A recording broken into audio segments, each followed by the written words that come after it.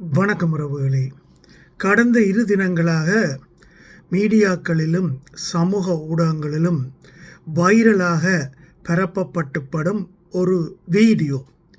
அந்த வீடியோவில் ஒரு இளைஞன் ஒரு காவல்துறை அதிகாரியை தாக்குவதாக வந்திருந்த ஒரு வீடியோ.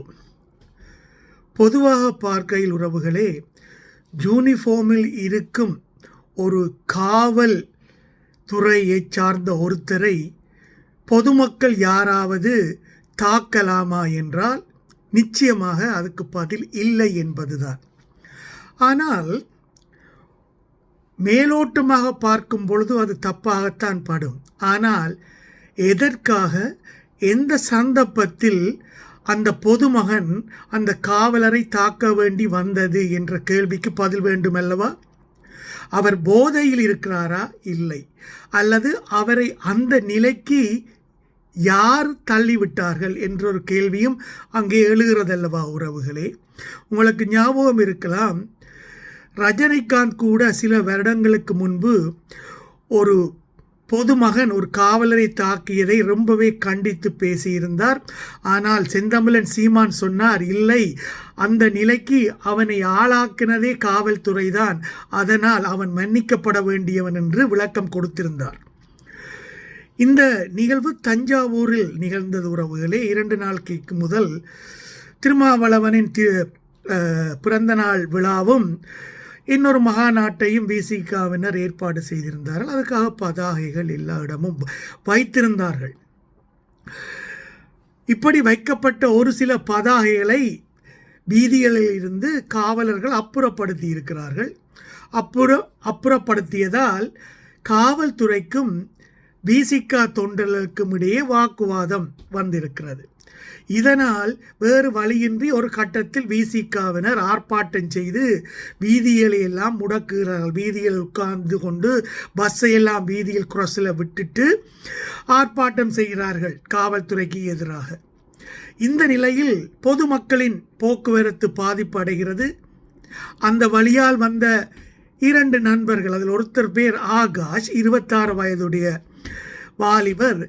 இவர் கேட்கிறார், நான் வேலைக்கு போக வேண்டும், விடுங்க, இதில் இப்படியே இருந்து என்னை பிளாக் பண்ணி வைக்க வேண்டாம், தயவு செய்து என்னை இதுக்குள்ளால் போக விடுங்கள் என்று சொல்ல, விசிகா தொண்டர்களோ, இல்லை, நீங்கள் ஒருத்தரும் போக முடியாது, நாங்கள் போராட்டத்தில் இருக்கிறோம் என்று பொதுமக்களுக்கு இடைஞ்சலாக அந்த ஆர்ப்பாட்டத்தை நடத்தி கொண்டிருக்கிறார்கள்.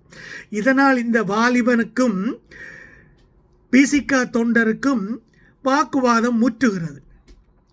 ஒரு கட்டத்தில் அது கைகலப்பாக வந்து விடுமோ என்றது நிலையில் வேற அங்கே கடமையில் இருந்த காவலர் அங்கே சென்று அதை இடைமறிக்கிறார்.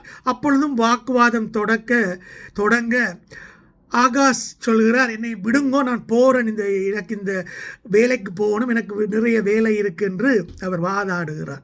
ஆனால் காவலரோ, ரஹீம் என்று நினைக்கிறேன், அவர், எங்களிடமே நீ வாய் காட்டுகிறாயா, உன்னை அடித்து தொலைத்து விடுவேன் என்று கை ஓங்குகிறார். இன்னும் சொல்ல போகிறார், அடித்து விடுகிறார். இந்த நிலையில் அந்த வாலிபன் ஆகாஷ் பொறுமையை இழக்கிறார். ஒன்றுமே குற்றம் புரியாத என்னை தடுத்து வைத்திருக்கிறீர்கள், போக விடுகிறீர்கள், இல்லை, எனக்கு எதிராக தேவையில்லாத வன்முறையை திணிக்கிறீர்கள், காவல்துறையே என்னை மிரட்டுகிறது, அடிக்கிறது என்றால் அந்த வாலிபனுக்கு கோபம் பெறத்தானே செய்யும் உறவுகளே. அவன் மனிதன் தானே, உணர்வுள்ள வீரமுள்ள ஒரு இளைஞன் தானே. காவல்துறை தப்பு செய்தாலும் அதை பார்த்து கொண்டு கோலை கும்பிடு போட்டுக்கொண்டு போக முடியாதானே அவனால். அவன் திருப்ப அந்த காவலரை அடிக்கிறான். இது சட்டப்படி குற்றம் என்றாலும் உறவுகளே, அந்த சந்தர்ப்பம், சர்க்கம்ஸ்டன்சஸ் என்று ஆங்கிலத்தில் சொல்லுவார்கள், அப்படியான ஒரு சந்தர்ப்பத்தை ஏற்படுத்தியதே காவல்துறை தான். அவனை சொல்லியிருக்கலாம், ஒரு 10 நிமிடம் பொறு, நான் வீதியை ஒரு பக்கம் கிளியர் பண்ணி உன்னை போக விடுகிறேன் என்று சொல்லியிருக்கலாம். அல்லது விசிகா தொண்டர்களை பொதுமக்களுக்கு இடையூறு செல்லாமல் ஓரமாக இருந்து உங்கள் ஆர்ப்பாட்டத்தை நடத்துங்கள் என்று சொல்லியிருக்கலாம். அல்லது காவல் நிலையத்துக்கு அழைத்து சென்று அந்த பேனர் விஷயத்தை, பஞ்சாயத்தை முடித்திருக்கலாம். ஆனால் அதை விட்டுவிட்டு விசிகா தொண்டர்கள் செய்தது பிழை, காவல்துறை சரியாக டீல் பண்ணவில்லை. இந்த நிலையில் பொதுமகனான ஆகாஷ் தான் பிழை. அவன் மீது 6 பிரிவுகளின் மேல் வழக்கு போட்டிருக்கிறார். உறவுகளே, கேவலமாக இல்லை? கொலை முயற்சி, சதி திட்டம், ஆபாசமாக திட்டுதல், பொது அமைதிக்கு களங்கம், இப்படி எக்கச்சக்கமான பிரிவுகளின் மீன் வழக்கு. பொதுமக்கள் காரி துப்புகிறார்கள். இப்படியா காவல்துறை நடந்து கொள்வதென்று? காவல்துறை உங்களின் நண்பன் என்றெல்லாம் சொல்கிறீர்களே, ஆனால் இப்பொழுது ஆகாஷ் விஷயத்தில் நீங்கள் அவனின் எதிரியாகவல்லவா நடந்து கொண்டிருக்கிறீர்கள்.